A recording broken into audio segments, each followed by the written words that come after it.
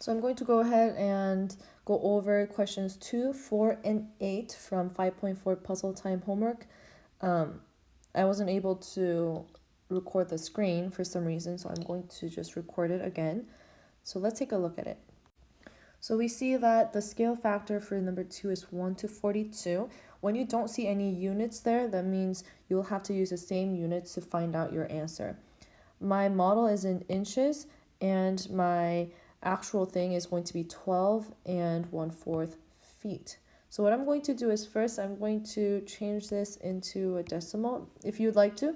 If you don't, then you can just work with 12 and 1/4. But I liked working with decimals, so I'm going to make it into 12.25 because a quarter is going to be a 0.25. Now what I do is I am going to go ahead and change these feet into inches because I want my inches and feet to align into one unit. So because I don't know what the model is going to be or how big the model is going to be, I'm going to go ahead and change the feet into inches. How do I change feet into inches? I have to remember that for 1 foot is going to be 12 inches. So if I want to change 12.25 feet into inches, I'll have to multiply 12 times 2.25. When you multiply this two number, you're going to have the answer, which is 147 inches. So now that I have the size of the actual thing, I'm going to go ahead and plug it into my equation, which will have 1 over 42 as my scale factor. I don't know what my model is, so it's x, and I have the actual one, which is 147 inches. And then you go ahead and cross multiply and find out that 42x is going to be 147. And in order to find out 1x, I'm going to divide it by 42. So my x is going to be 3.5. Now your answer from your worksheet is going to have a fraction answer, but you can find out what 3.5 equals to from the list. For number 4, we have another scale factor of 1 to 15, and we have millimeters for the model, and then we have the actual one with meters. So what I'm going to do is I'm going to change my meters into millimeters first, and then set up the equation. So 9.9 meters, and I'm going to just work on the right side. For 1 meter, I have 100 centimeter, and then for 1 centimeter, I have 10 millimeters.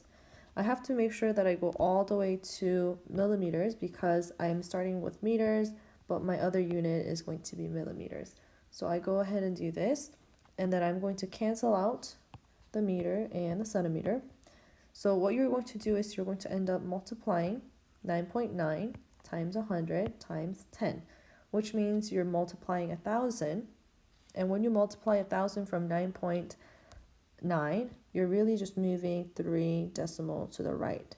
So I'm going to have 9,900 millimeters as my actual length.